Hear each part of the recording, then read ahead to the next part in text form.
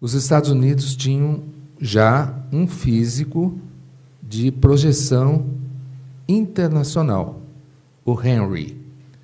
Henry era ainda hoje uma unidade de magnetismo. E isso só para dar um exemplo do que nós não tínhamos. Nós não tínhamos nenhum físico de renome internacional.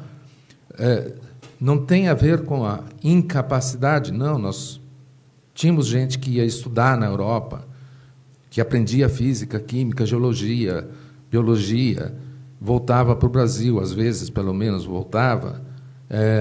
Mas o que isto representava para o Brasil?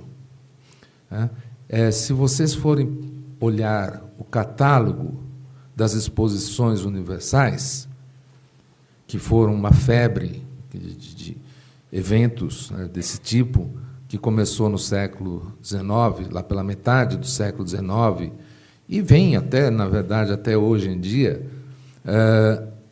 Mas se vocês olharem o catálogo das exposições nas quais o Brasil participou no século XIX, vocês têm uma ideia de quais eram os produtos que o Brasil expunha internacionalmente para fazer a propaganda do país. Então, num desses congressos, eu examinei vários, mas num desses congressos nós tínhamos 3.000 marcas de cachaça e rapadura. E de repente aparece lá no catálogo, perdido no meio das rapaduras, aparece uma hélice de navio. Uma hélice com qualidades de perfil hidrodinâmico melhores do que as que se faziam lá fora. Puxa, isso é sensacional. Mas, como eu falei para vocês, isso fica perdido no meio da cachaça e da rapadura. Portanto, eu procuro ver os sinais de que, sim, tinha gente que fazia alguma coisa, nós não estávamos totalmente na selva, porém, a efetividade disso. Da mesma forma, quando ocorreu a primeira grande exposição universal, que foi a de Londres, os ingleses construíram uma coisa maravilhosa chamada Palácio de Cristal, para abrigar algumas coisas muito importantes dessa exposição. Edifícios de ferro, mas todo com paredes e teto de vidro. Ainda isso não existe mais, mas tem os desenhos e até fotos da época. E nesses pavilhões do Palácio de Cristal, então todos os países aproveitavam essas exposições para colocar a sua indústria, as coisas mais interessantes. Vários países da África e de outros lugares não desenvolvidos até enviavam tribos e grupos de indígenas para representar o país, porque é o que eles tinham. Quando os ingleses fizeram isso, era para mostrar exatamente que a Inglaterra era a principal nação industrial que estava na frente de todas, claro. Isso era o que os ingleses queriam mesmo. E eles já tinham bastante indústria. Mas eles ficaram surpresos e até, talvez, muito indignados, foi com o pavilhão dos Estados Unidos. Porque os Estados Unidos mostraram locomotivas e os ingleses foram apanhados de surpresa.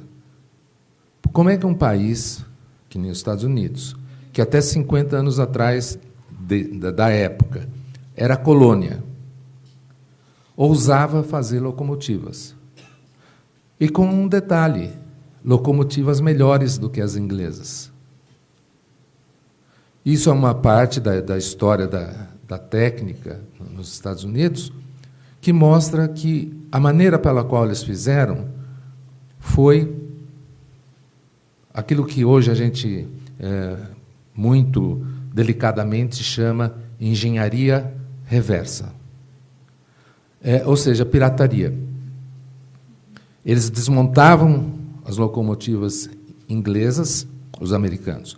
Eles desmontavam, entendiam bem direito como é que aquilo funcionava e melhoravam.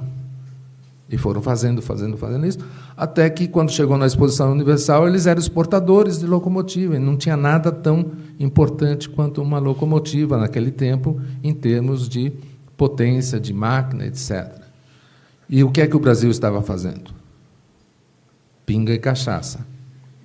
Então, isto, eu acho, eu não estou desmerecendo pinga e cachaça. Em geral, também tem técnica nisso, é lógico. Mas, se a gente ficar só nisto, você vê o atraso com que estava o Brasil.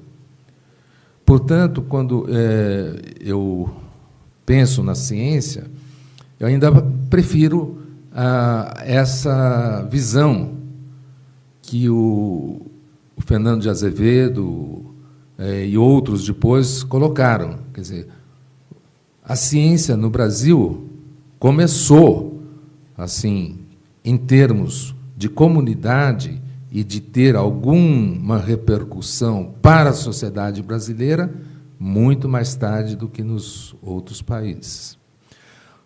E,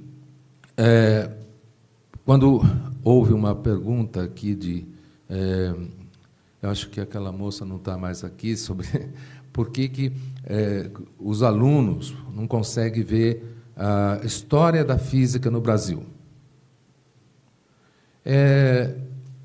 Porque os nossos resultados de física ainda são pequenos. E ele fica sempre localizado. É falado do César Lattes, com os mesons, é falar do Mário Schoenberg, na parte teórica, é falar de algumas poucas pessoas. E nós sabemos que nos países da Europa, dos Estados Unidos, da Ásia, existe um mercado de trabalho que é muito bom para os físicos.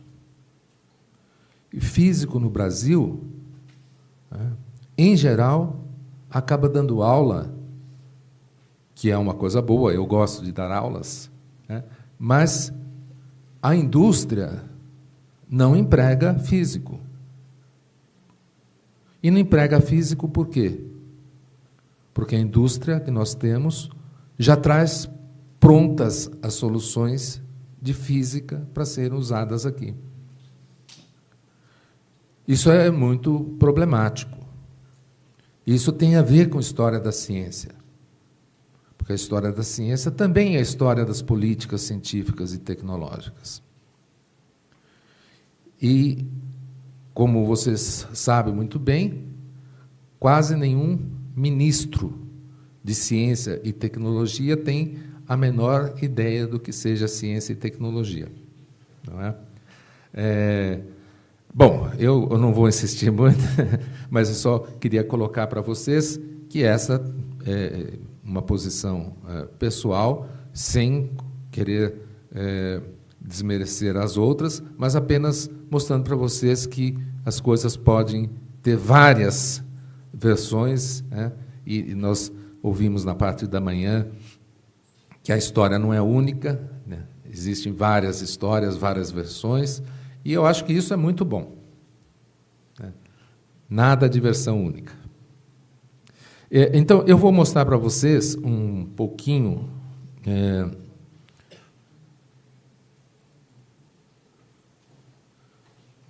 desse assunto.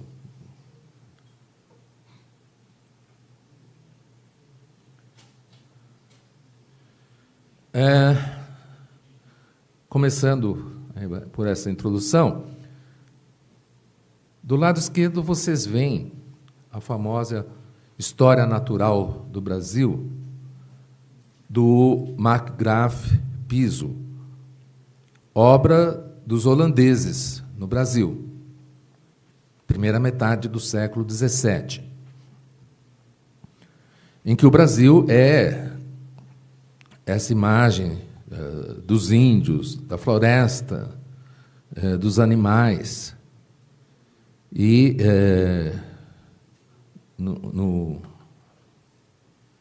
aqui vocês veem a água do rio, com peixes, etc., né? E eu estou colocando isso aqui porque é justamente citado como uma evidência de ciência no Brasil, embora feita por estrangeiros. Mas também porque, do lado direito, eu coloquei Belo Monte, né? Uma outra água saindo, né, de um duto, que não tem ainda uma história da ciência e da técnica, ainda não chegou em Belo Monte. E esta é uma missão para historiadores e, possivelmente, historiadores da ciência.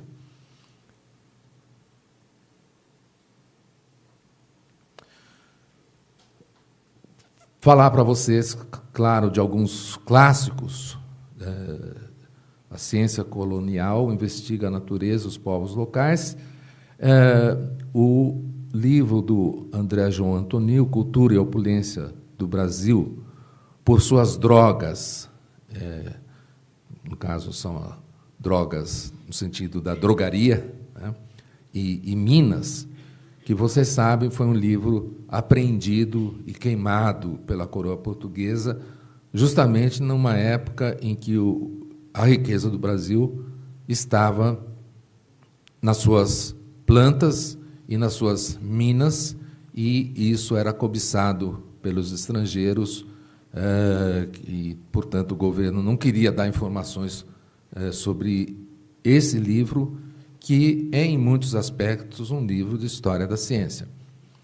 E, depois, ao lado, vocês têm algumas partes dessa viagem filosófica famosa também, do Alexandre Rodrigues Ferreira, que veio para o norte do Brasil, depois desceu um pouco, então pelas capitanias do Grã-Pará, Rio Negro, Mato Grosso e Cuiabá, e que temos aqui uma museóloga que conhece muito bem isso, não sei se ela está aqui agora,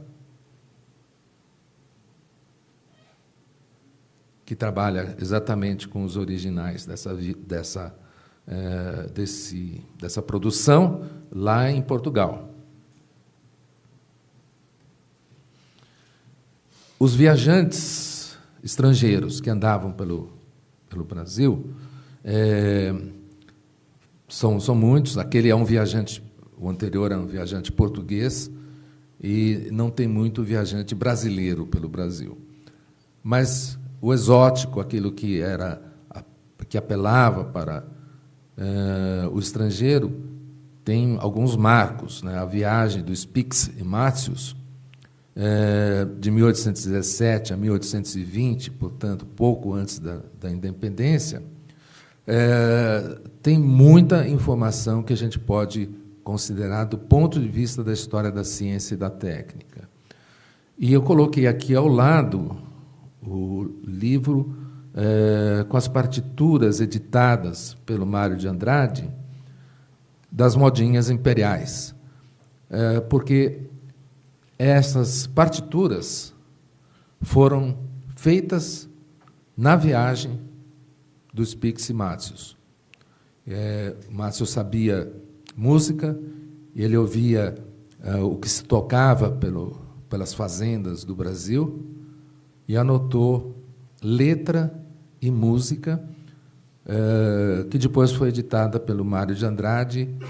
É música muito bonita. Não sei se vocês conhecem.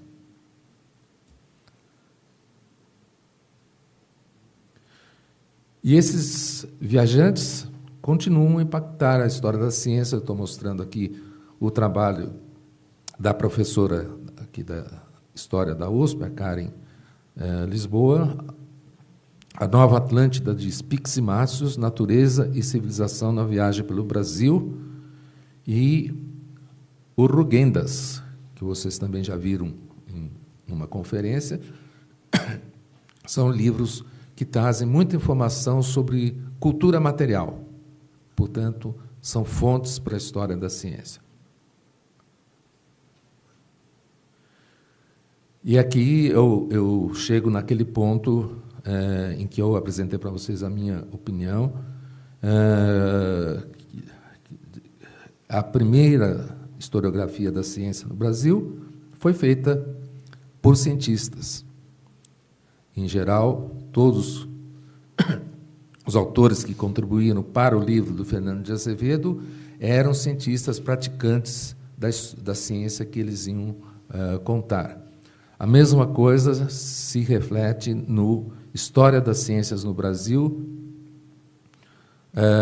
coordenado pelo Mário Guimarães Ferri e pelo professor Shozo Motoyama, que era de História das Ciências, mas os autores dos capítulos continuam sendo, na sua imensíssima maioria, cientistas, físicos, químicos, biólogos, bioquímicos, geógrafos, etc., e não historiadores.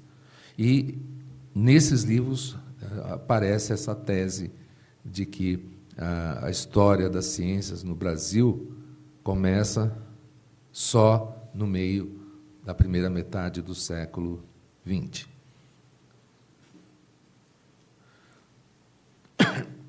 Há alguns exemplos mais recentes dessa historiografia da ciência feita por não historiadores. O professor da Escola Politécnica, Milton Vargas, já falecido, organizou a história da técnica e da tecnologia no Brasil. E também não historiadores escreveram a história das ciências sociais no Brasil. São todos, então, livros escritos por especialistas dos campos historiados.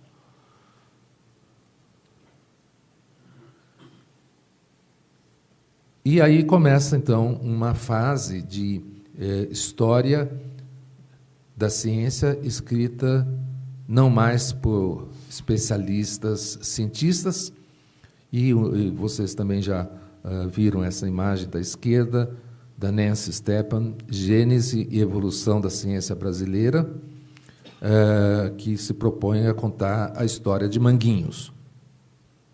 E à direita, o Espetáculo das Raças, também professora da USP, Lilia Schwartz, que vai comparar o ensino médico e os médicos formados das duas faculdades de medicina que existiam no século XIX, a de Salvador e a do Rio de Janeiro, e mostrar que elas tinham ideologias diferentes e encaravam a questão do negro e da miscigenação de maneiras diferentes.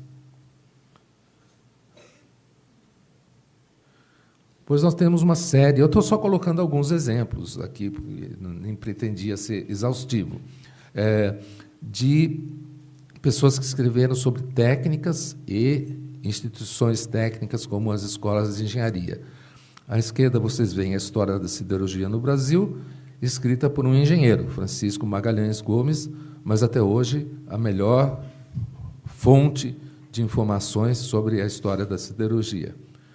E à direita também vocês já viram isso ontem, a Escola de Minas de Ouro Preto, o Peso da Glória, escrita por um historiador, José Murilo de Carvalho.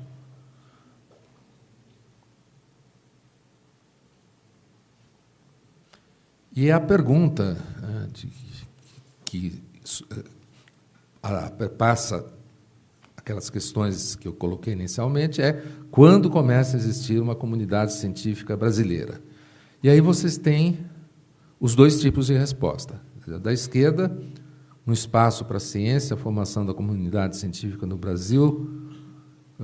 Tu também, na época, professor da USP, Simon Schwarzman, em que ele adere à tese de que a ciência no Brasil vai começar anos 40 para frente, quando vai ser formada exatamente a Sociedade Brasileira para o Progresso da Ciência, SBPC, e à direita, os historiadores que não concordam com isso. Então, eles vão falar dos espaços da ciência no Brasil, de 1800 a 1930, um livro organizado também por uma professora de História da Ciência aqui da USP, professora Maria Amélia.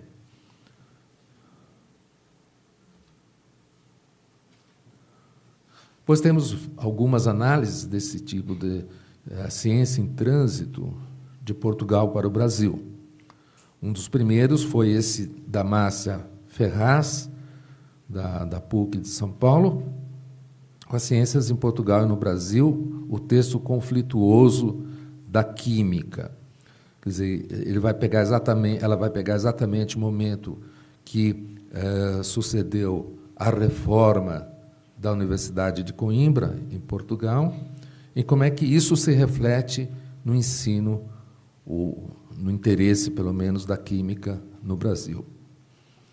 E, do outro lado, vocês têm um livro escrito por um engenheiro, José Carlos de Oliveira,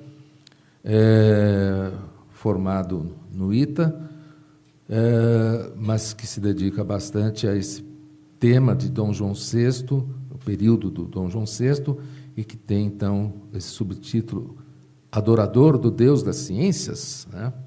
A constituição da cultura científica no Brasil no período joanino.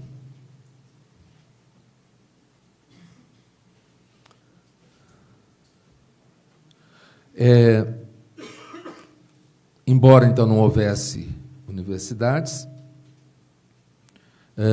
como eu falei, o local possível para os interessados, que não eram muitos, mas que havia, poderia ser o museu, como está aí à esquerda, o Brasil descobre a pesquisa científica, os museus e as ciências naturais no século XIX.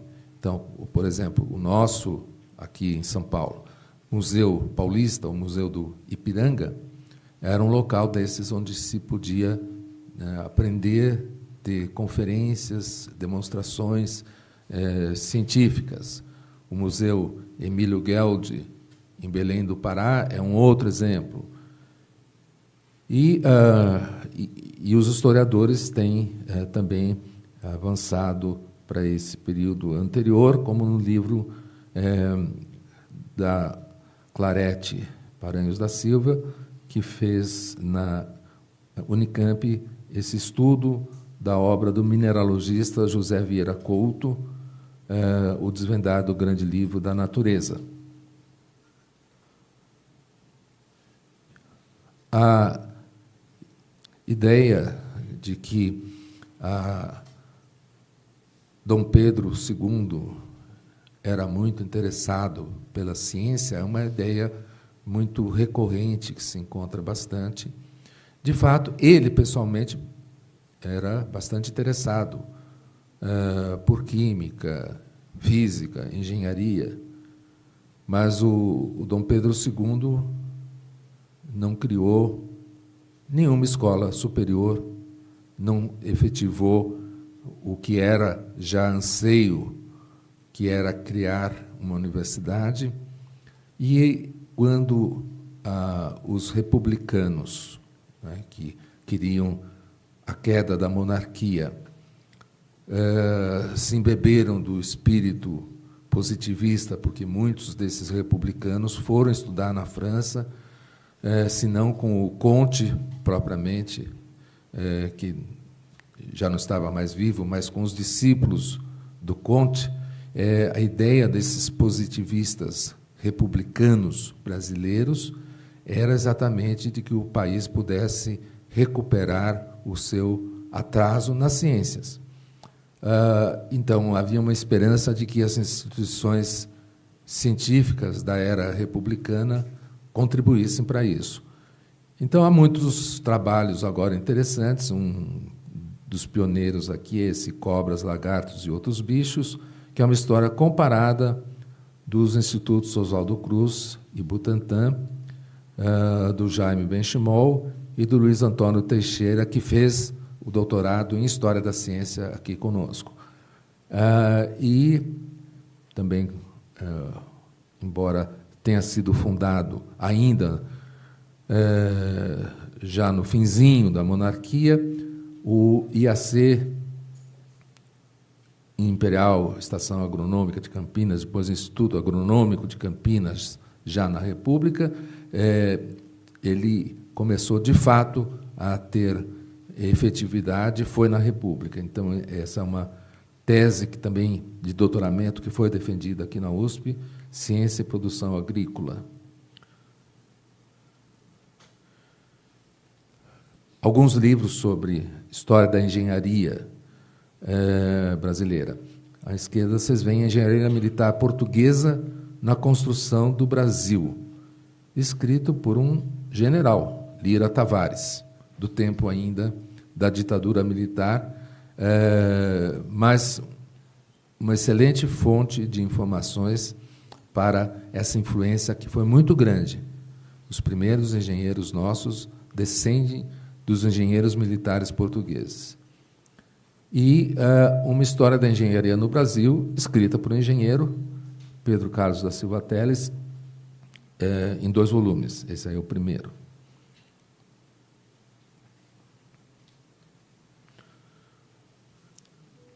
Estudos da técnica. Os engenhos de açúcar foram objetos de um doutorado em História da Ciência, feito aqui na história do professor Rui Gama, que foi professor da FAO. E ele demonstrou como os engenhos de cana-de-açúcar brasileiros apresentavam uma série enorme de inovações técnicas comparados com os engenhos conhecidos pelos europeus, por exemplo, os próprios portugueses na Ilha da Madeira. E à direita, um livro chamado Sonha Técnica, que trata da arquitetura de ferro no Brasil.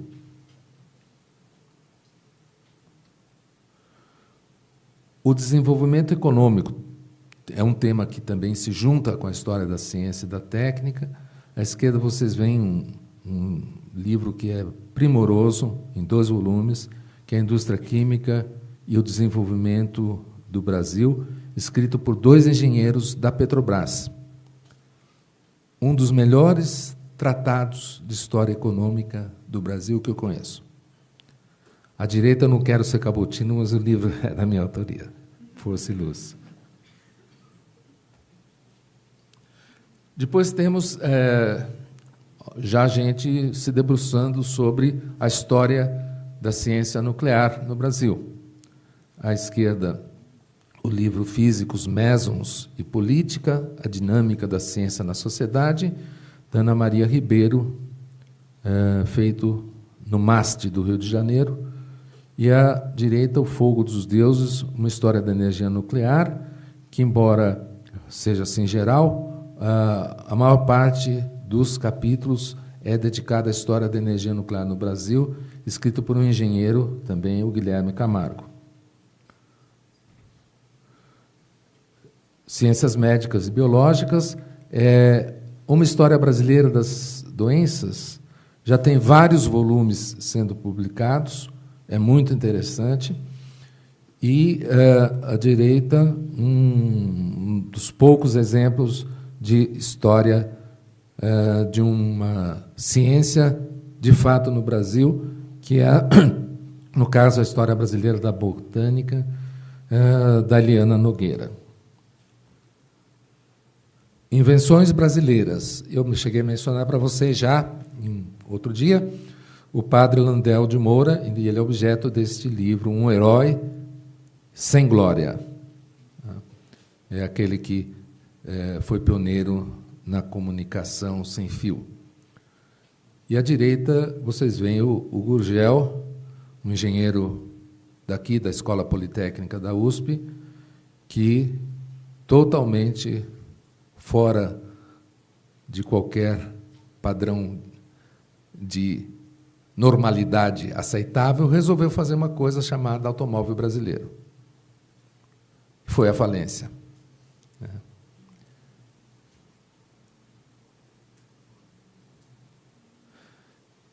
Intérpretes do Brasil.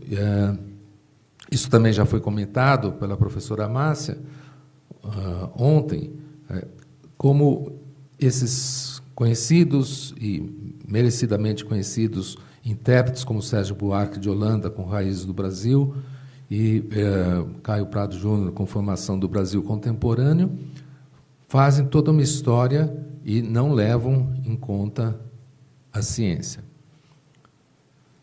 Marginalmente, o Sérgio Buarque de Holanda vai voltar ao assunto de técnicas indígenas, no livro do Caminhos e Fronteiras. Intérpretes do Brasil ligados com a criação da USP, em especial com a criação da Faculdade de Filosofia, Ciências e Letras. Nós temos o professor francês Pierre Monbec com esse livro Pioneiros e Fazendeiros de São Paulo, em que ele vai analisar a especificidade do Estado de São Paulo com relação a esse tipo de pessoa que eram os fazendeiros. E, à direita, a formação da literatura brasileira, Momentos Decisivos, escrito com o olhar de sociólogo do Antônio Cândido. Entre os intérpretes do Brasil, também já foi citado, Gilberto Freire, com Casa Grande e Senzala, mas é muito interessante lembrar como o Gilberto Freire faz a história dos engenheiros ingleses no Brasil, dos engenheiros franceses no Brasil, a história da ferrovia que vai para o Nordeste e vários outros pontos que são de história da ciência e da técnica. E, finalmente, um livro de história da ciência no Brasil, dedicado aos 5 séculos da história, escrito, coordenado, aliás, pelo professor de História da Ciência aqui também da USP, Shozo Motoyama, Prelúdio para uma História. E aqui, também, só para relembrar, algumas publicações que são especificamente de História das Ciências. Tem a de Manguinhos, que é História, Ciência e Saúde, e os cadernos de História da Ciência do Instituto Butantan, que já tem também uma quantidade de números bem expressiva. A História da Ciência Brasileira também continuando a ser publicada por museus como o MAST, com alguns números desses colóquia, e o Boletim de Ciências Humanas do Museu Emílio Gueldi. E a História da Ciência Brasileira, publicada por historiadores. 2 revistas que agora só têm a forma eletrônica, que é a Revista Brasileira de História da Ciência, da SBHC, Sociedade Brasileira de História da Ciência, e a nossa, aqui do Centro de História da Ciência, a Cronos.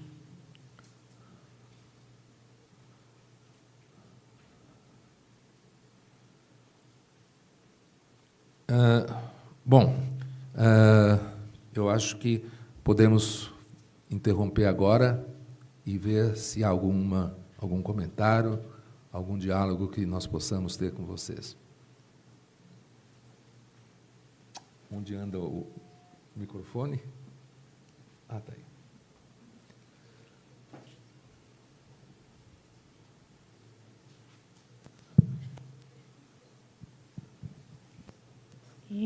Eu queria perguntar sobre o que você falou de que o Brasil não tinha uma ciência própria.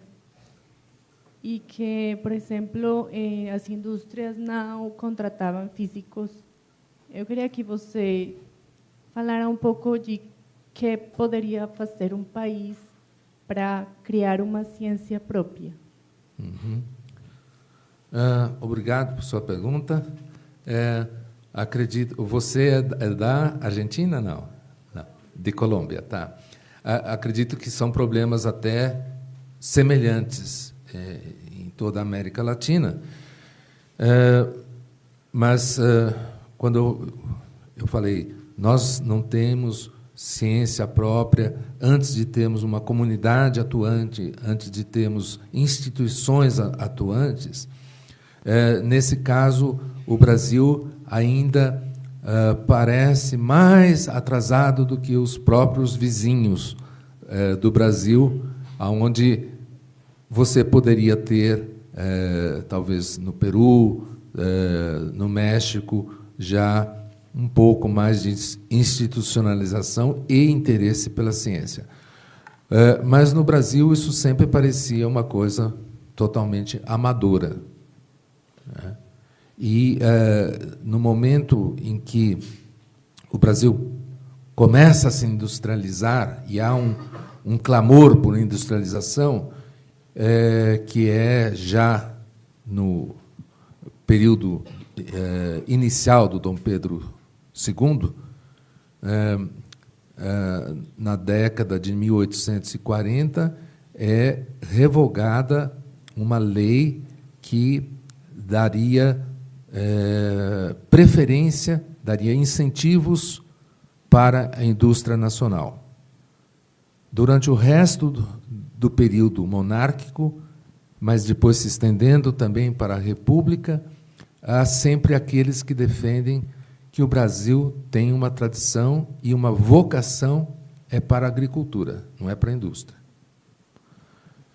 Então, de certa maneira, até se entende que os primeiros institutos estavam ligados à agricultura, como o Instituto Agronômico, ou a escola que depois veio a se chamar Escola Luiz de Queiroz, em Piracicaba, aqui no estado de São Paulo, ou então eram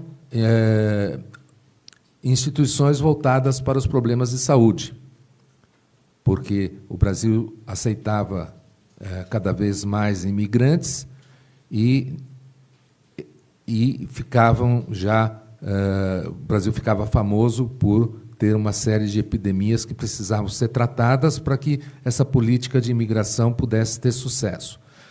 Então, tirando esses aspectos econômicos que estão ligados com a agricultura, porque os imigrantes também vinham inicialmente para a agricultura. Então, o incentivo para a industrialização demora para acontecer. Só a partir do período de Vargas, de Getúlio Vargas, é que vai haver a consolidação e criação da primeira siderúrgica brasileira. A industrialização, aí sim, vai tomar um impulso maior. Como eu falei, nada é assim tão demarcado. Existem iniciativas aqui e ali, mas não existe um consenso nacional a favor disto. Aliás, acho que não existe nem hoje.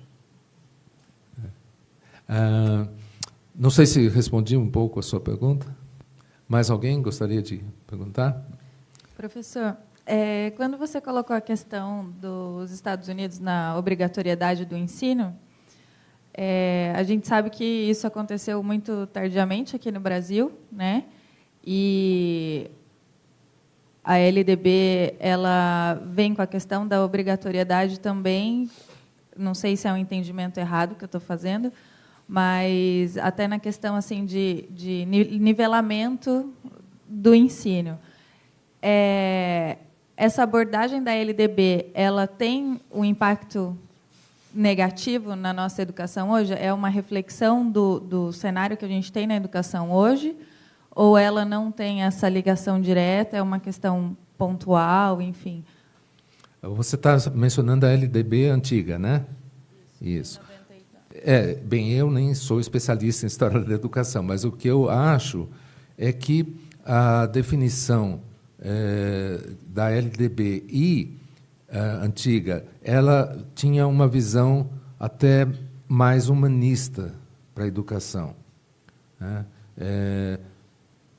Eu, por exemplo, quando comecei a fazer estudos secundários, eu ainda estudei latim.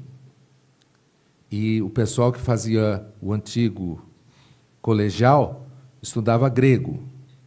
Acho que eles detestavam, mas a LDB obrigava a isto. E tinha ainda um outro fator que eu acho que desapareceu, que era a inspeção federal. As escolas eram inspecionadas para ver se elas estavam dando o programa. Então, tudo isso acho que é um pouco reflexo de uma época até autoritária, né? Mas eu diria que a intenção era boa, né? E justamente hoje, quando se discutem parâmetros, currículos, etc., a tendência é exatamente falar que você está dando mais flexibilidade, mais liberdade, e eu acho que, já foi até falado hoje de manhã, isso precisava ser mais discutido na sociedade. Essa é só uma opinião bem particular.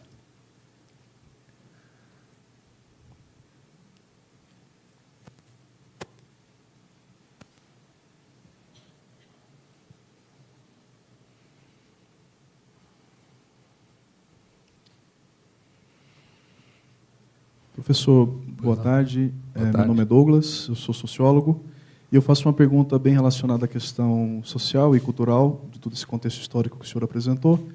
Eu me lembro, por exemplo, do Robert Merton, que escreve acerca da influência do ethos protestante, não é? Uma vazão de estudos científicos na Inglaterra.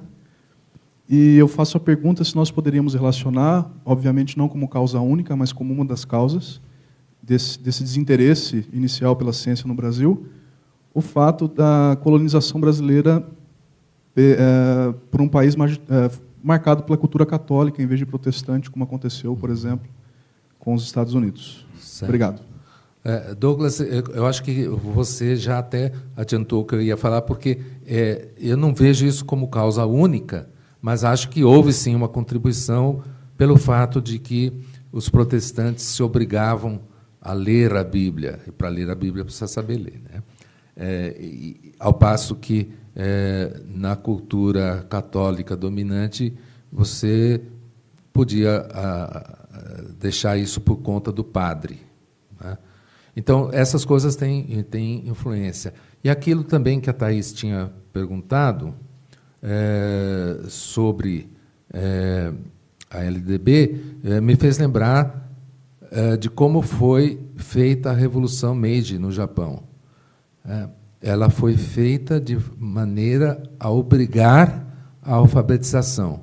O Japão, até essa época do século XIX, anos 1860 e poucos, era feita também por uma massa enorme de lavradores analfabetos. E o Japão chega, 30 anos depois, como uma potência industrial, uma das maiores do mundo. Quer dizer, no espaço de uma geração para outra, no máximo 2 gerações, você tem os elementos para superar esse atraso a partir da educação. Mas não foi só na educação, porque se você for estudar a história, por exemplo, da física no Japão, você vai ver que já há vários físicos japoneses de importância mundial nessa época. Então, as coisas, para mim, parecem muito interligadas. Indo na mesma linha de raciocínio do colega, eu fiquei com a dúvida da palestra de ontem sobre esse processo de colonização, que aqui no Brasil, a nossa metrópole, né, ela não era tão desenvolvida cientificamente. E eu queria saber se teria alguma influência, caso a Inglaterra, sendo mais desenvolvida, no processo de implementação científica em comparação dos Estados Unidos com o Brasil. Uhum. Eu acredito que sim. Um daqueles livros que eu mostrei, da química, né, o texto conflituoso da química, justamente tenta associar a situação da metrópole portuguesa também com as reformas pombalinas, com essa falta de uma adequação à ciência europeia que Portugal vivia. E a verdade é que as reformas pombalinas incentivaram a indústria em Portugal. Só que depois o Pombal caiu do poder e no que se seguiu, nós sabemos que foi a Dona Maria I, que era a rainha de Portugal, que publicou aquele famoso édito proibindo as manufaturas nas colônias, o que atingia diretamente o Brasil.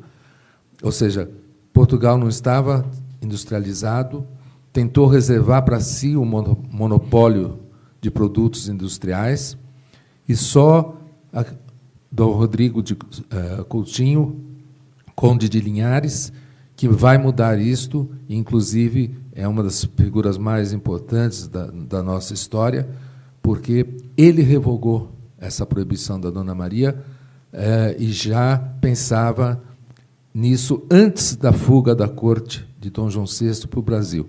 Mas tudo isso mostra essa nossa relação e até interdependência entre metrópole e, na época, ainda colônia. Precisaria muito mais explicações, mas talvez isso sirva por enquanto. Eu sou Ana. Desculpa, não estou vendo. Oi. Deixa eu achar aqui. Okay. Eu sou historiadora e eu vinha preparando o que falar, no fim o colega lá de trás, que é a questão religiosa. Eu estudo especificamente Fritz Miller em Santa Catarina. E tenho esmiuçado bastante a permanência dele em Florianópolis, antiga Desterro. Então, ele foi professor em Desterro, ele era um alemão e era, no caso, se dizia ateu, ele não era, seria originalmente luterano. Mas a dificuldade que ele teve para conseguir dar aulas em Florianópolis, porque haviam discussões muito grandes quando o próprio governo da província quis implantar um estudo, um ensino laico. Então, a comunidade açoriana ela não aceitou e em Florianópolis, mais ou menos na metade do século XIX, quase 90% da população era analfabeta. Essa questão do Pombal, ele simplesmente nas colônias ele proibiu o ensino que estava, no caso no Brasil, começando a se formar. Então, nós só podíamos ter ensino feito por leigos. E ele também expulsou os jesuítas, que eram os responsáveis pelo ensino um pouco mais adiantado no Brasil. Então, eu vejo assim, a questão, isso que o senhor falou, de que os luteranos têm a obrigatoriedade de lerem a Bíblia. E isso também faz uma diferença para a história das mulheres. As mulheres também liam a Bíblia na igreja luterana, quando a maior parte das mulheres católicas, isso era feito na igreja. Então, acompanhei assim, tenho acompanhado, tenho esmiuçado essa questão, pegando o caso de Florianópolis, que é uma comunidade ainda fortemente açoriana, e o quanto a questão religiosa influenciou no desenvolvimento daquela comunidade. Inclusive, o Fritz Miller ele foi formado pelo presidente da província, na época, mandou vir os materiais para ele formar um horto, um laboratório para análise dos materiais que ele coletava. E esse museu, esse laboratório, durou assim 1 ano e pouco. porque em seguida houve a dissolução da escola que ele tinha, que ele participava, e assumiram os religiosos. Então, esse também foi vendido, inclusive dizem que foi vendido assim por preços irrisórios, todo esse material. Então, isso não devia ser uma exceção no restante do Brasil, né? Era isso. Certo, Ana. Quer dizer, você deu esse testemunho de algo que foi também excepcional no Brasil, porque o Fritz Müller estava sempre se correspondendo com o Darwin, e temos toda essa história.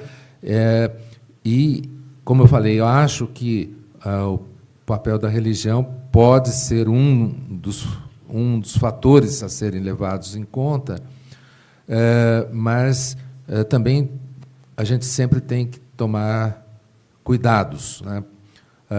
Associar o catolicismo com mais atraso científico nem sempre funciona.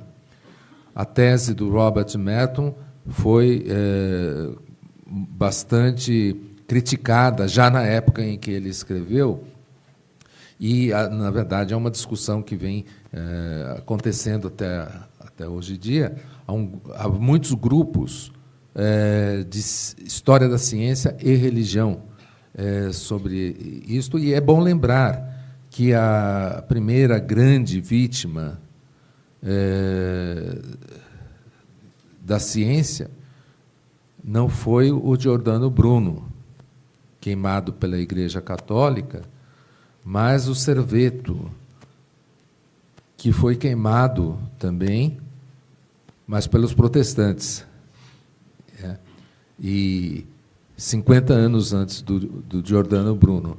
Ou seja, essas posições retrógradas de igrejas, não necessariamente religiões, mas das igrejas com relação à ciência e à técnica, né? Porque eu até mostrei para vocês ontem, antes de ontem, aquela imagem do Papin, tendo a sua máquina a vapor destruída porque era chamada de máquina do diabo. Então, todos esses fatores, digamos, que vêm da cultura religiosa podem influenciar. Mas há outros historiadores da ciência que têm defendido que, tirando essas coisas horrorosas que a gente acaba de mencionar, que, no geral, a Igreja Católica apoiava muito a ciência. E, de fato, vários jesuítas, várias outras ordens, sempre foram ligadas ao ensino e privilegiando o ensino de matemática, física, química. Então, você tem sempre, como eu falei, que avaliar direitinho para ver se determinada afirmação fora do contexto faz sentido. Tá bom? Ok? Podemos prosseguir? Última, então. Última.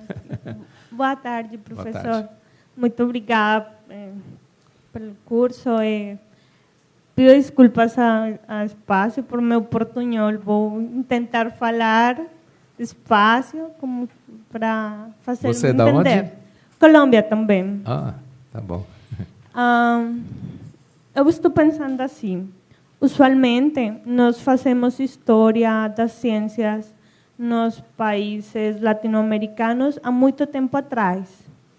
Mas agora a emergência de governos que cada vez mais reduzem os presupuestos para a ciência mostra um retrocesso. ¿Sí? Nós vimos isso também na Colômbia. Cada vez temos menos dinheiro para fazer ciência. Eu acho que vocês também aqui no Brasil têm essa dificuldade agora. Eu quero saber qual é o seu posicionamento em relação com essa dificuldade, porque eu acho que sendo uma causa externalista, como já se ha falado um pouco das causas internalistas, externalistas da ciência, pode ser uma coisa que agora temos que olhar para a história para enfrentar isso. Eu queria saber você o que acha disso. Sim, quer dizer, eu concordo totalmente. Sabemos que a situação de cortes de orçamentos dos pressupostos está atingindo vários países, né? Nem é só na América Latina, mas na América Latina, e diria em especial no Brasil, nós não temos essa tradição que associa educação, ciência, técnica com desenvolvimento econômico.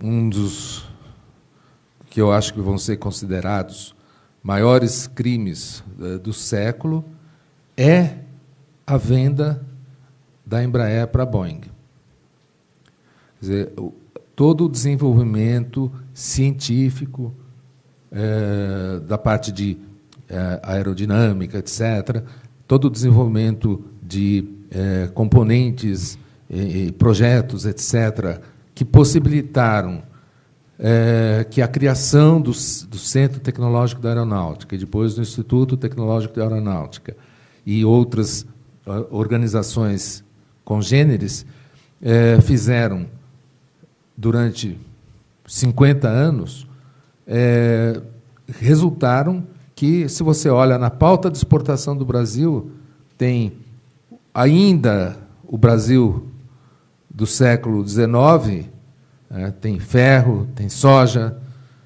tem suco de laranja, mas, de repente, tem avião. O Brasil tem essas ilhas, né, de autodesenvolvimento no meio de um mar, né, de sofrimento.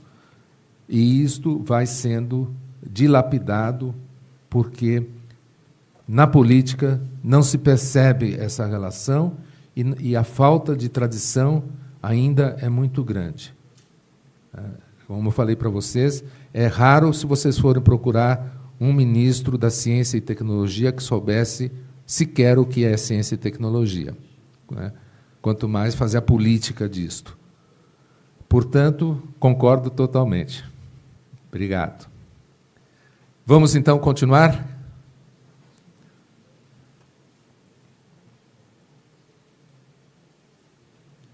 Preciso me achar aqui.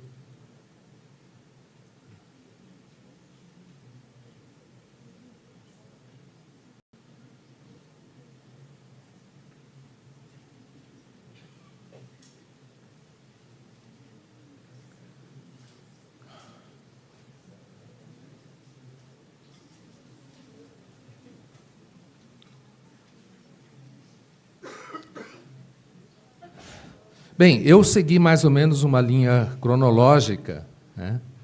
Apesar disso ser, às vezes, considerado não muito interessante. Então, em 5 aulas, nós saímos dos gregos e chegamos no século XX. E essa imagem, Leda Atômica, do pintor Salvador Dalí, ela apresenta uma ideia que está relacionada exatamente com o átomo. O átomo, nós também já mencionamos, um conceito que veio sendo transformado ao longo de milênios, vai causar o grande choque que é a detonação da bomba atômica em cima dos japoneses.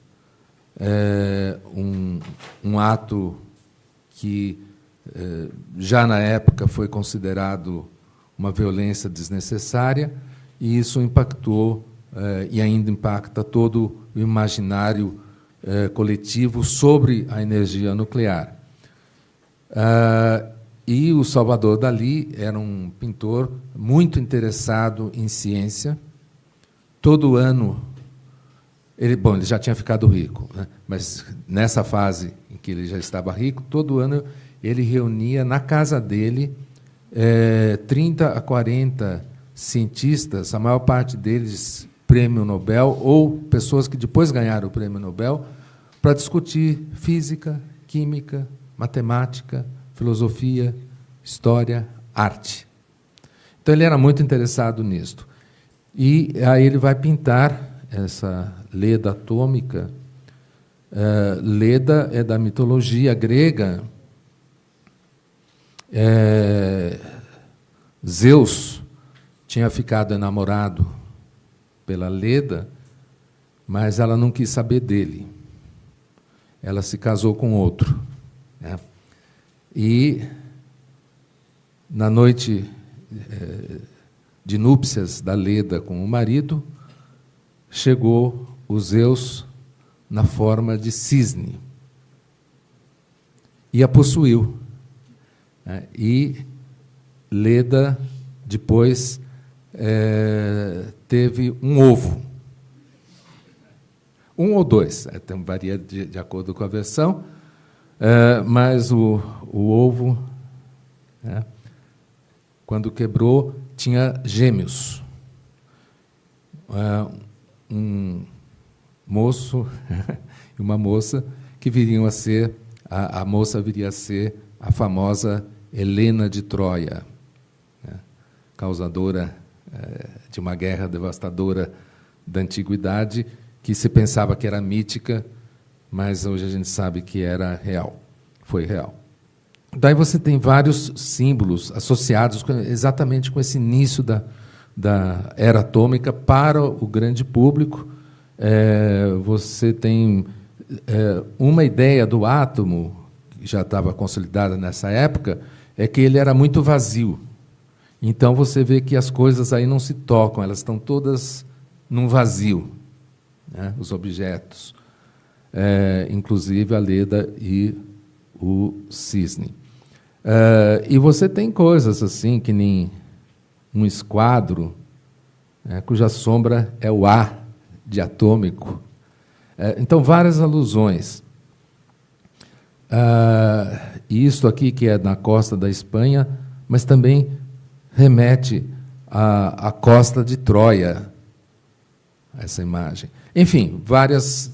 A gente não tem muito tempo para falar do quadro em si, mas só para a gente sinalizar que estamos tratando de um tema de história da ciência relativamente recente, que é o átomo. E você tem uma outra pintura que é bem anterior, inclusive, à explosão da bomba atômica, pintada pelo Diego Rivera, no México. O homem controla o universo. Esse é um grande painel, é um painel que foi contratado pelos americanos para um pintor comunista. O Rivera, então, aproveita, claro, ele põe o Lenin aqui no quadro, né? E a ideia é exatamente dizer... Quer dizer, tem várias coisas aqui que são alusivas. Aqui vocês veem os soldados da Primeira Guerra Mundial com máscaras de gás. Quer dizer, a ciência e a tecnologia estão aqui, estão na agricultura, né? E elas estão também nas hélices, nas pás do que seria um avião, ou talvez uma turbina de geração elétrica. E você tem várias formas de energia. Aqui você tem espelhos para energia solar, e aqui o homem manipulando o quê? Um átomo. E com a ideia, né, de que passa-se da biologia pelo homem até o cosmos.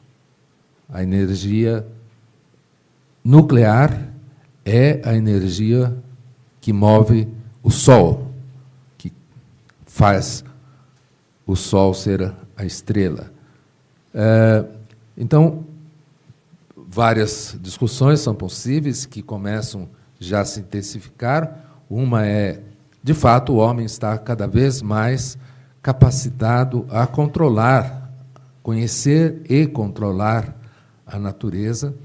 Isso é aquele aspecto que decorre do que eu chamei progresso da ciência, e que tem uma direção, né, que é de aumentar cada vez mais o conhecimento, mas tem as implicações da ciência, tem essa preocupação dos problemas que a própria ciência vai acarretar.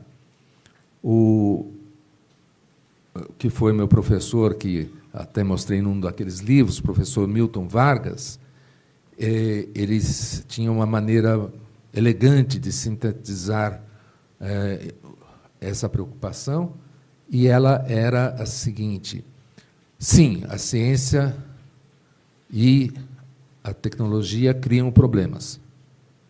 Qual é a solução para os problemas da tecnologia? Mais tecnologia. Ou seja, no estágio civilizacional que nós alcançamos, é impossível desistir da ciência e da técnica, a não ser que a humanidade acabe e os poucos remanescentes voltem a viver na selva. Mesmo assim, haverá ciência e técnica, porque já nesses tempos primitivos em que o homem ainda vivia nas selvas, ele começa a usar ciência e técnica para quebrar pedras, fazer ferramentas e outras coisas. Mas, enfim, essa é a questão. Bom, tudo isso serve como preâmbulo para apresentar para vocês esse casal famoso, Marie e Pierre Curie, e coloquei: a ciência começa a ficar feminina, no sentido de que as mulheres conseguem chegar a estudar assuntos que antes eram reservados só para os homens. A Marie Curie, ela era polonesa, ela vai para a França, Paris, conhece o Pierre. O Pierre é um dos cientistas mais famosos que já havia em Paris. De certa maneira, ele era um continuador das pesquisas de óptica que tinham sido feitas pelo próprio Pasteur.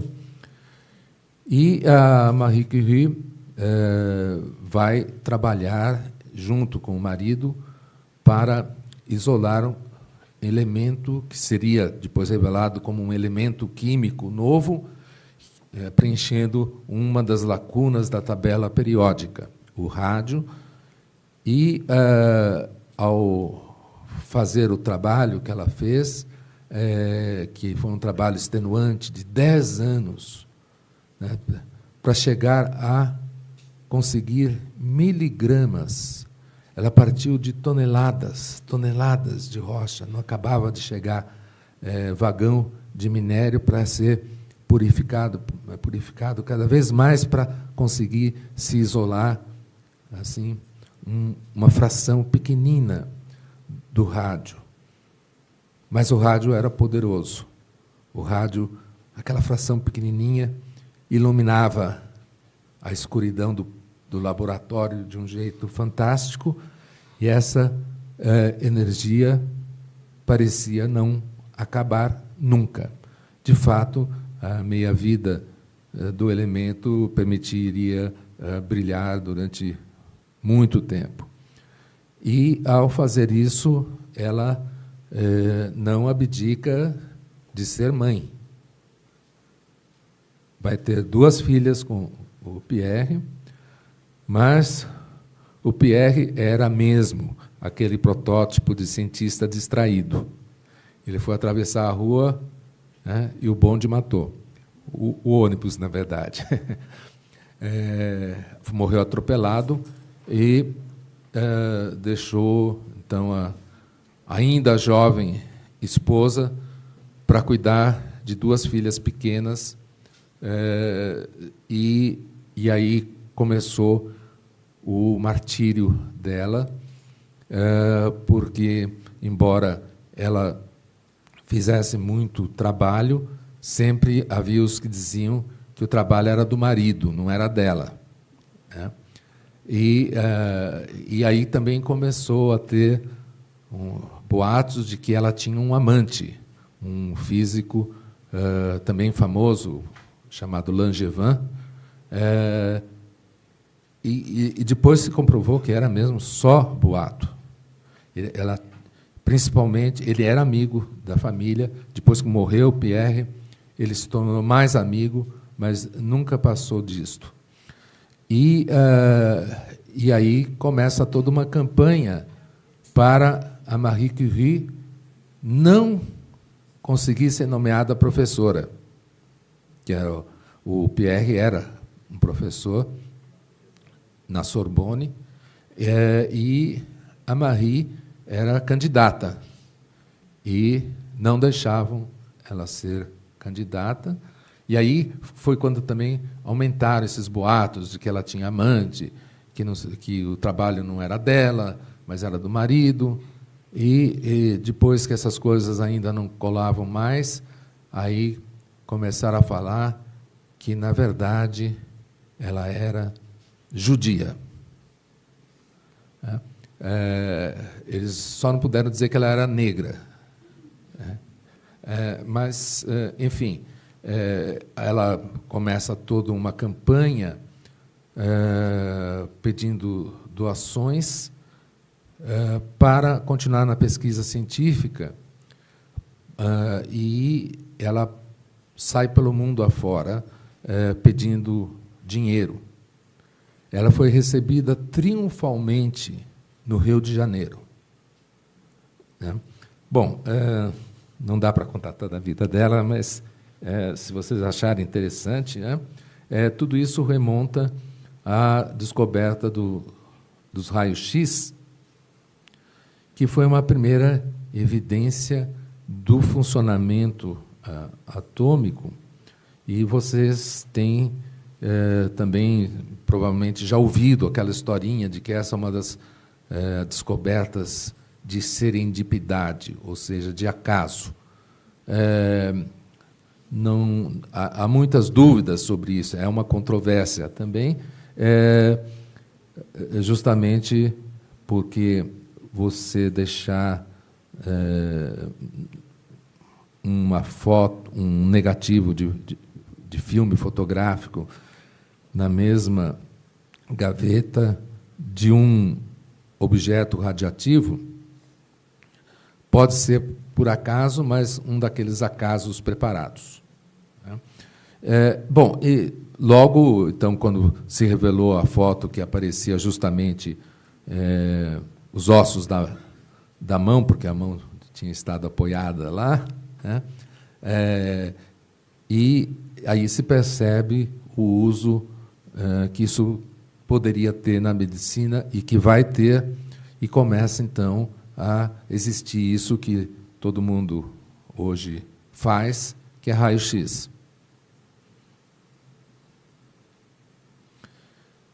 E a Marie Curie, quando começa a Primeira Guerra Mundial, 1914, resolve organizar uma coisa que nunca tinha existido antes, que era colocar aparelho de raio-x num caminhão e levar isso para perto dos prisioneiros, dos feridos, desculpe, dos feridos nos campos de batalha. E isso cria, então, o primeiro serviço de radiologia em ambulâncias. Ela trabalhou também como condenada nessa época. Ela não saía de perto do fronte e liderava, e criou uma rede, na verdade, de ambulâncias equipadas com raio-x. Isso tudo depois vai culminar com os 2 prêmios Nobel que ela vai ganhar. Até hoje nunca ninguém repetiu esse feito de um prêmio Nobel de Química e um prêmio Nobel de Física.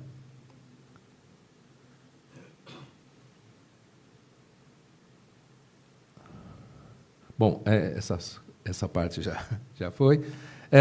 Então, basicamente, eu já estou chegando perto aqui do encerramento, Queria, então, renovar aqui, se tivermos algumas perguntas que não deu tempo de fazer, ainda temos algum tempo para isto. Alguém gostaria de fazer perguntas?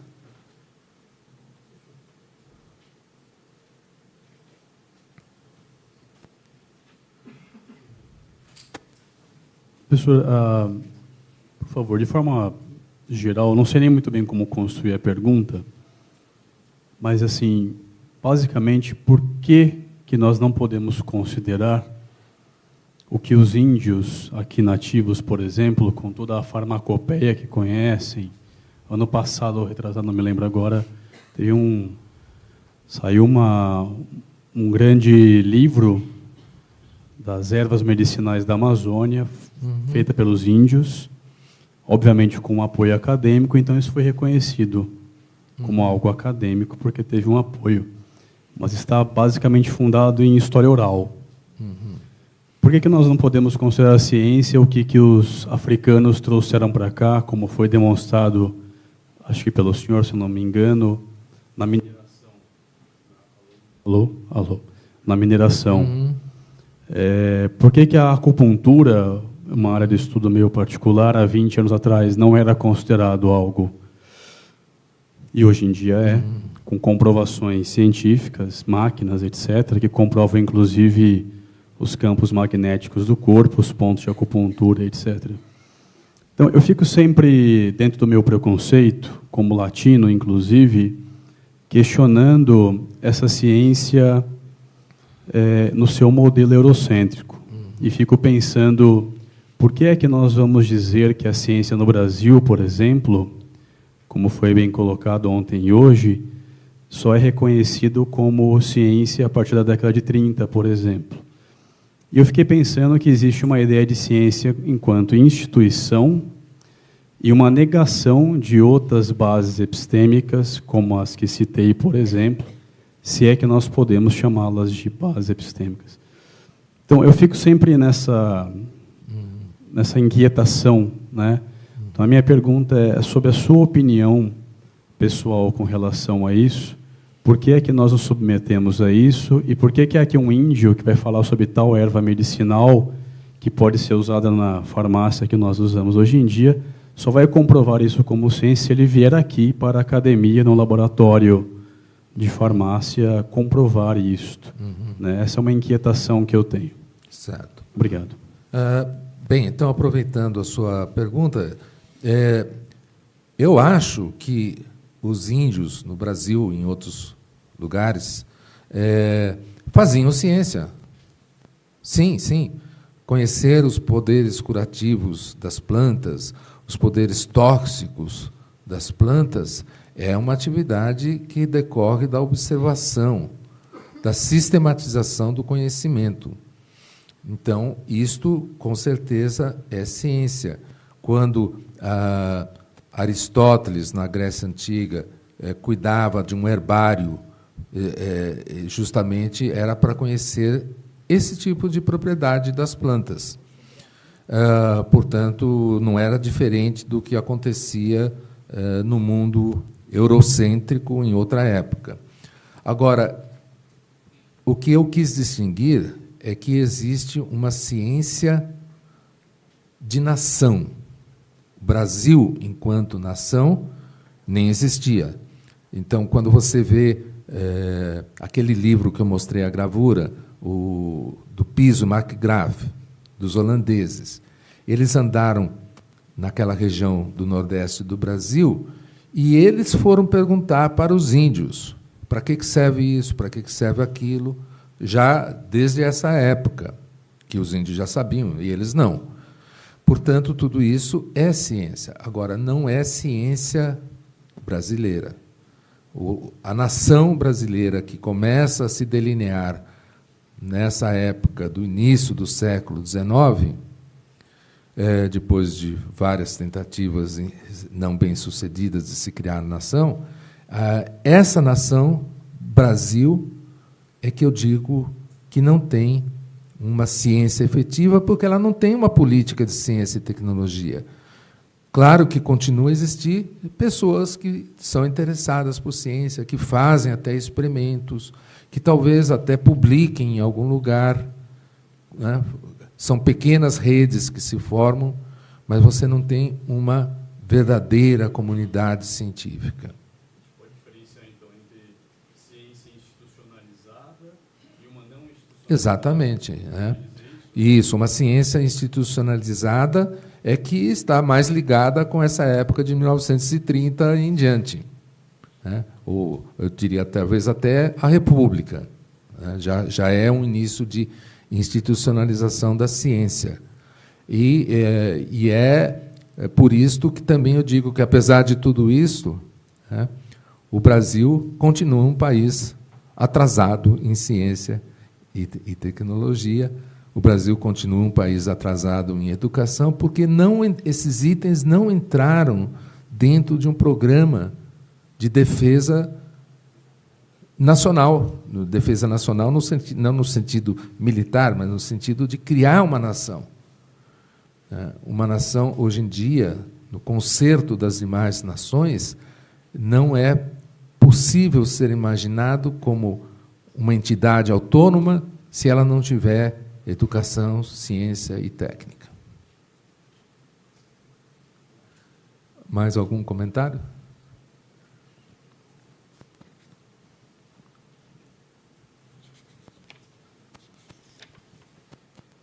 Boa tarde, meu nome é Pedro, e a gente tem visto, principalmente nesse curso, nas semanas, que, pelo menos deu a impressão, ainda que a gente tenha estudado sobre que a gente tenha visto muitos estudos de caso e tal, sempre veio de alguma teoria que deu certo, ou ainda que a gente descubra teorias que falharam, descobrimos a partir de estudando teorias que deram certo.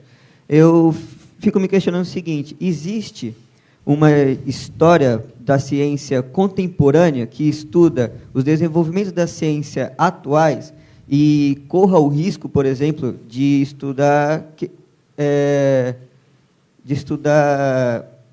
algumas teorias que vão dar errado no futuro e que ainda vão estudar algo incerto e que talvez fazendo estudos nesse sentido e mostrando que a ciência também falha, que existem teorias que dão errado, a gente consegue trazer essa ciência mais perto de toda a população e tirar essa ideia de a visão ser algo de pessoas muito inteligentes ou tal que sempre dá certo?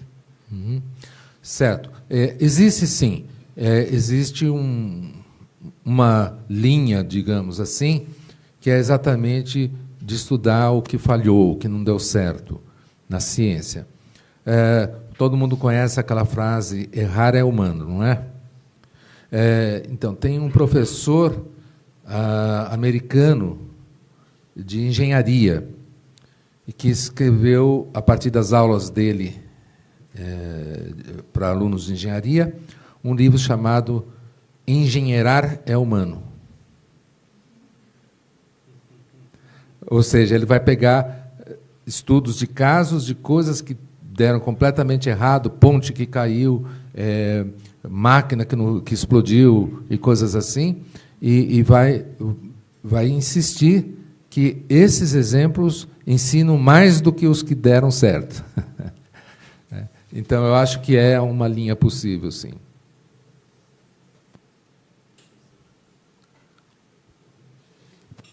Boa tarde. Boa tarde. Boa tarde.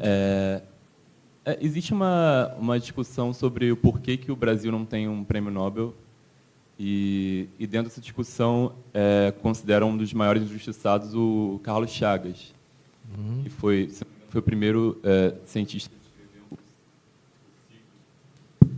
o ciclo de um protozoário. Mas assim, eu não sei muito aprofundado a história os bastidores assim, do porquê que ele não ganhou o Nobel, e queria saber se você conhecia um pouco melhor, pudesse debater um pouco mais sobre isso. Certo.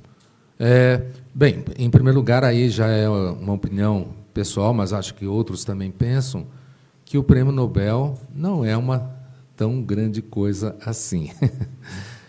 Porque o Prêmio Nobel é muito político, né? Eu mencionei para vocês aquela peça de teatro, Oxigênio, que é um pouco uma brincadeira sobre como a política é que determina quem ganha o prêmio Nobel e não exatamente a ciência, né? E tem muitos casos que são desse tipo, que a decisão foi totalmente política. Isto vale não só para os prêmios Nobel de ciências do tipo física, química ou medicina e fisiologia, mas vale para outras categorias do próprio prêmio Nobel, né? Vocês sabem que vários falcões da guerra ganharam o prêmio Nobel da Paz, né? O Henry Kissinger, por exemplo, que matou tanta gente no Vietnã, ganhou o prêmio Nobel da Paz. E a única paz que ele fez é aquela que se chama Pax Romana, quando você acaba com todos os inimigos. Aí tem a paz, né?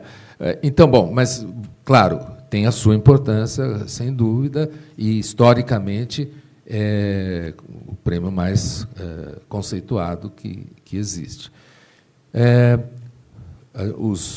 Isso demorou para se conseguir a informação, porque o Carlos Chagas foi candidato mais de uma vez indicado para o prêmio Nobel, exatamente porque ele conseguiu fazer o ciclo total da doença de Chagas, né?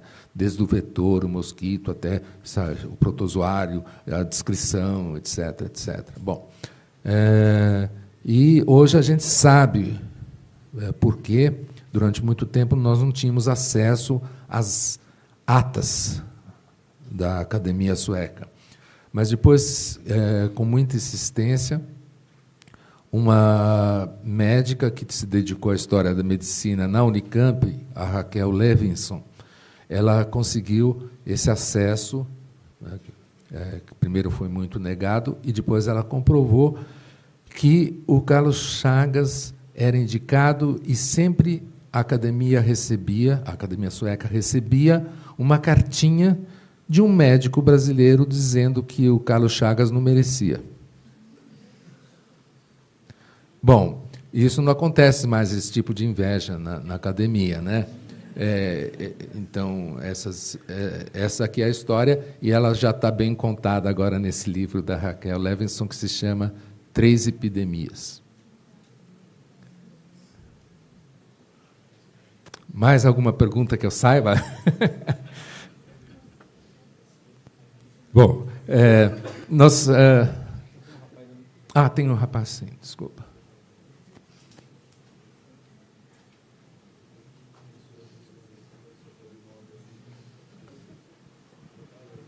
Boa tarde. Boa tarde. O senhor enfatizou a construção da política de ciência e tecnologia paralela à construção dos Estados-nação, paralela à construção da nação. A nossa política de ciência e tecnologia ela caminha para um modelo hoje de inovação, um modelo de mercado, um modelo até de universidade engajado com o setor produtivo, o setor privado. Eu queria saber a opinião do senhor se esse modelo é uma emulação de política de ciência e tecnologia de outros países, em primeiro lugar, se isso seria problemático, e como, de forma mais geral, aí, a história da ciência ela pode embasar e fundamentar a política de ciência e tecnologia. Uhum. Bom, em primeiro lugar, ela é claramente uma emulação de políticas de outros países, que agências de inovação tecnológica, como tem aqui na USP e em outras universidades, seguem um modelinho que é bem conhecido como modelinho norte-americano. Eu não sou contra isso em si, ter essa ligação que a universidade pode estabelecer com a indústria. Eu sempre lembro da história da descoberta da bradicinina. Bradicinina é um composto que foi isolado a partir do veneno da cascavel no Instituto Biológico, junto com o Butantan, no fim da década de 1940. E a bradicinina, o efeito da bradicinina, que é o que a cobra usa, serve exatamente para combater a pressão alta. Foi o primeiro medicamento assim, efetivo para a pressão alta que existiu no mundo. E essa descoberta na verdade, 3 cientistas que trabalharam, brasileiros que trabalharam nisso, jamais foi patenteada. Tem toda uma discussão se as descobertas científicas devem ou não ser patenteadas. O fato é que eles não patentearam, eles só publicaram o artigo. Mas os laboratórios médicos patentearam. E isso gerou uma indústria, já na época, de bilhões de dólares. Então, tudo isso tem a ver com a questão de política, defesa da ciência nacional, já que nós não atingimos ainda o estágio de socialismo geral no mundo em que isso pudesse ser deixado de lado. Portanto, dentro da competitividade das nações, isso ainda é um fator importante. Por outro lado, você tem um número crescente de dissertações e teses que acaba ficando nas prateleiras. Assim, a gente fala prateleira no tempo que era volume, agora fica na prateleira eletrônica. Mas o resultado é que muito do que é feito é descolado totalmente da realidade. Quando os meus alunos que eu oriento, eu sempre falo para eles dizerem, logo no início da sua dissertação ou tese, quando vão depositar, por que é que a pessoa se interessou por aquele assunto? Por que é que, de verdade, a pessoa se interessou por aquele assunto? E quando você pergunta o de verdade, você nota que, sim, está sempre ancorado em alguma coisa prática da vida. Algum evento, alguma necessidade, algum anseio, alguma coisa que, mesmo que seja para falar da história da ciência na Idade Média, que pareceria que está remoto e não tem a ver, no fundo, a gente consegue fazer essa ligação. Eu acho que isto é importante. Portanto, voltando para a sua pergunta, se esse modelinho se justifica, eu acho que, como eu falei, ele pode ajudar. Talvez não seja o único modelo a ser buscado. Por outro lado, também não se quer fazer uma pesquisa atrelada a interesses econômicos. Mas, dentro do espectro possível das aplicações da ciência, no caso das ciências duras, eu acho que faz ainda falta pensar no que determinadas pesquisas podem contribuir para esse Estado brasileiro conseguir avançar no desenvolvimento que, afinal, é tão desigual, tão mal repartido como a gente sabe que é. Não sei se era isso. Vamos fazer a última? Ok. Alô? É rapidinho, na verdade. Pois não. Eu queria pedir referências em relação ao que a gente tem, nomes de pessoas que estudam isso, mas contemporâneos que têm estudado esses movimentos atuais de digitalização das coisas na história da ciência, né? Digitalização dos documentos, das fontes, e também essa tendência da tecnologia ficar cada vez menor, mais ligada a comunicações óticas e tudo mais. Acho que, de forma bem geral, pedir indicações de pensadores contemporâneos na filosofia, história, ensino de ciência, que souber. Tá. Eu posso te indicar a revista, que é a mais antiga revista de história das ciências do mundo, se chama ISIS, né? Mas os americanos falam ISIS, uma revista que é editada nos Estados Unidos pela Sociedade Americana de História da Ciência. A ISIS teve 2 números mais recentes, dedicados a esse problema da digitalização das fontes eletrônicas e fizeram números temáticos com várias contribuições sobre esse assunto. Certamente não é a única, mas a AISES é a que eu leio normalmente e acompanho. Deve existir mais coisas por aí. Ok? Bom, eu queria terminar essa parte, porque vocês ainda têm mini-cursos depois. Estava pensando, por que a gente faz história da ciência? Claro, é uma preocupação intelectual, é um campo de trabalho, mas eu acho que a resposta é também um pouquinho de por que fazer ciência.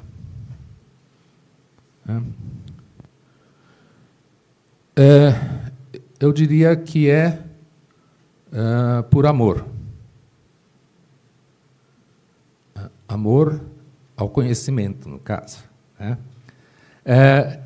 Porque eu insisti bastante com vocês que a história da ciência não é uma história linear, não é uma história só dos vencedores, enfim, tem várias outras considerações a serem feitas e que é muito importante ela ser uma história de controvérsias, até para poder fazer aquilo que você perguntou, que é uma história dos erros, das falhas, né, dos insucessos, porque as controvérsias, às vezes, são isso mesmo.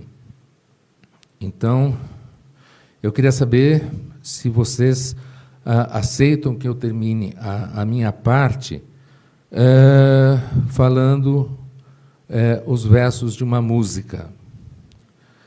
Mas, como eu não sou do funk,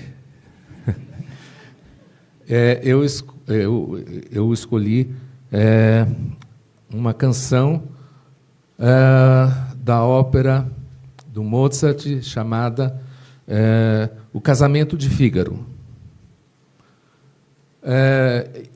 Essa ópera tem uma história muito interessante, porque ela é uma adaptação de uma peça teatral escrita pelo Beaumarchais, onde fica muito clara a luta de classes na França pré-revolucionária, antes da Revolução Francesa. O Mozart também está escrevendo a ópera dele antes da Revolução Francesa, e eu só lamento não saber cantar, porque a música é absolutamente sensacional, mas vocês podem procurar na internet, quem não conhecer, mas ela se chama Voi che sapete che cosa è l'amore. Vocês que sabem que coisa que é o amor. E eu fiz uma tradução rápida aqui. Assim, o personagem ele está numa roda de mulheres muito bonitas, aliás, e ele vai falar, olha, estou sentindo alguma coisa aqui, eu vou perguntar para vocês, tá bom? Então ele fala assim: vós que sabeis que coisa é o amor, mulheres, vede se é o que tenho no coração. O que eu sinto vos contarei, é novo para mim. Não consigo entender. Sinto um afeto cheio de desejo, que ora é prazer, ora é martírio. Gelo e logo sinto a alma em fogo, e num momento torno a gelar. Procuro um bem fora de mim. Não sei o que tem, não sei o que é, suspiro, gemo sem querer. Palpito e tremo sem saber. Não acho paz de noite nem de dia, mas gosto muito de assim sofrer. E com isso, terminamos.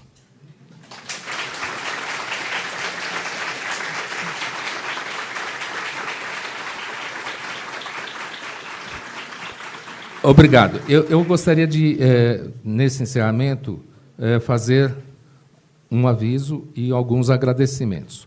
O aviso é o seguinte: todas as conferências que foram nesse auditório foram gravadas.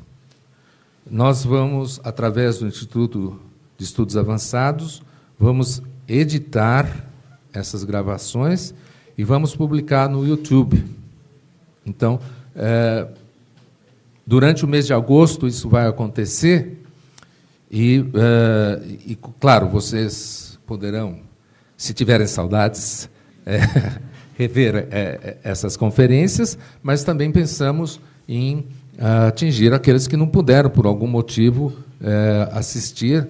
Nós tivemos um número muito maior de inscritos, não podíamos atender todos, e, de repente, isso também, de certa maneira, compensa essa nossa incapacidade de atender todos. Então, esse era o aviso. Agora, eu gostaria de fazer alguns agradecimentos. Primeiro, ao Instituto de Estudos Avançados, que nos apoiou nessa iniciativa, em especial algumas pessoas, como o Richard, o Rafael e o Jorge, que fica ali na ilha de edição.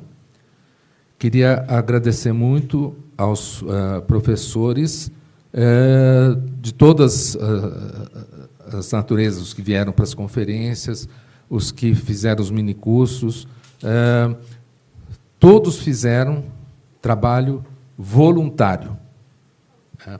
Ninguém ganhou nada para fazer isto e, aliás, muitos, como eu, estão em férias, como vocês veem.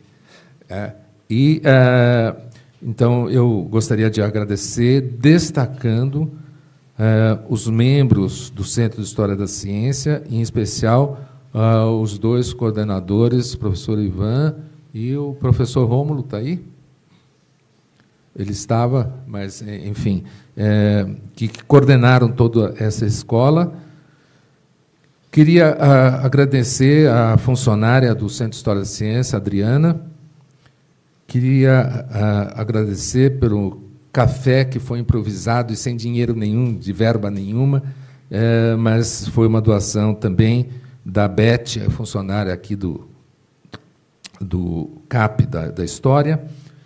Quero agradecer ao Departamento de História, aos seus funcionários, porque nos cederam essas instalações.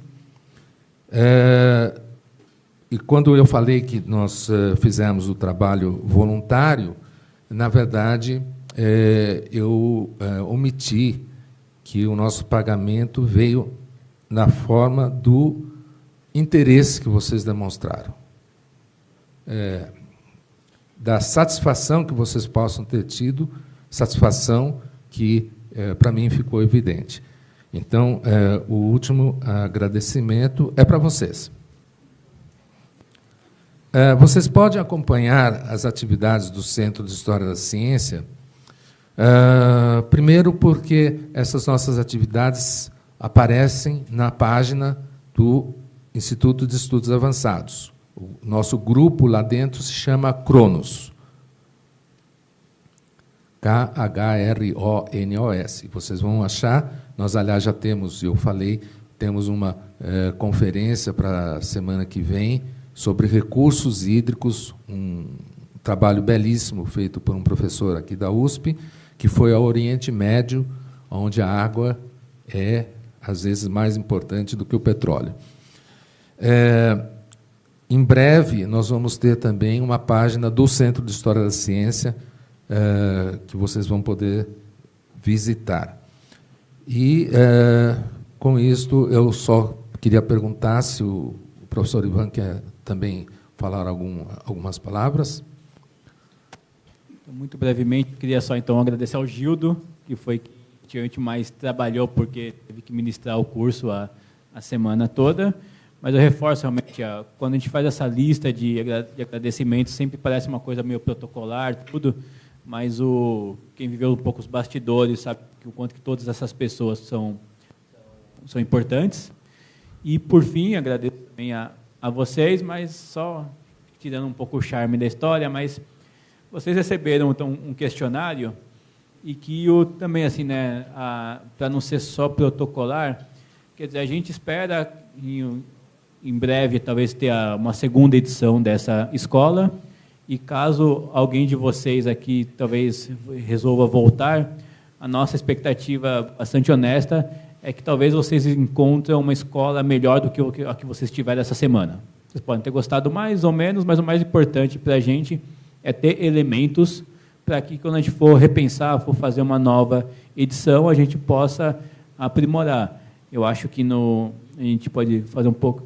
Quer dizer, como a gente já disse em outros momentos, né, foi um bom susto, né, ter essa grande demanda e um pouco como aconteceu, a nossa primeira experiência numa escola exatamente nesse formato. Então, por isso que no formulário tem uma seção que vocês possam comentar. Para a gente é realmente bastante importante ter esses comentários e as críticas mesmo possam ser malvadas um pouquinho, que não faz mal a ninguém, tá bom? Ok, obrigado.